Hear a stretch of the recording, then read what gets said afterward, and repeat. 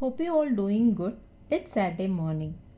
Saturday morning breakfastக்கு பூரியும் potato மசாலாவும் பண்ணியிருந்தேன்.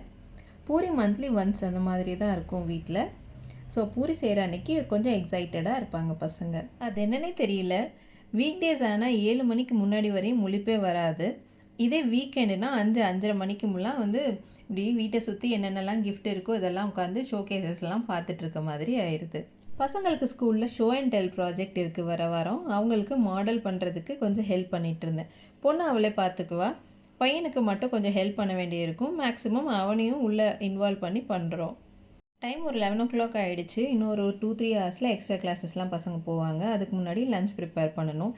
லஞ்சுக்கு கறி மீன் பொழிச்சது செஞ்சுட்டு பிளாக் ஃப்ரெட்டில் கிரேவி பண்ணலான்னு. அதுக்குள்ளே ஃப்ரெண்டோட வெட்டிங் ஆனிவர்சரி ஸ்பெஷலாக கொஞ்சம் மட்டன்லாம் கொண்டு வந்திருந்தாங்க. அதுவும் எங்கள் லஞ்ச் மெனுவில் ஆட் ஆகிடுச்சு. இன்றைக்கி மீன் பொழிச்சது பண்ண போகிறேங்கிறத ஃப்ரெண்டு வீட்டில் வாழையில் கொண்டு வந்தோடனே முடிவு பண்ணது.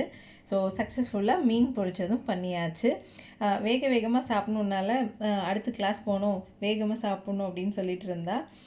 சரி பரவாயில்ல, உனக்கு கிளாஸ்க்கு லேட் ஆனாலும் நான் வச்சு வைக்கிறேன், ஈவினிங் டைமில் அடுத்து சாப்பிட்டுக்கோ அப்படின்னு சொல்லி அவளுக்காக கொஞ்சம் எக்ஸ்ட்ராவாக செஞ்சு தனியாக வச்சுருந்தேன். மீன் பொரிச்சது ரொம்ப நல்லாவே வந்துருந்துச்சு. தேங்காய் பால்லாம் அந்த மசாலாவில் ஆட் பண்ணியிருந்ததுனால நல்ல டேஸ்ட்டாக இருந்த மாதிரி ஃபீல் ஆச்சு.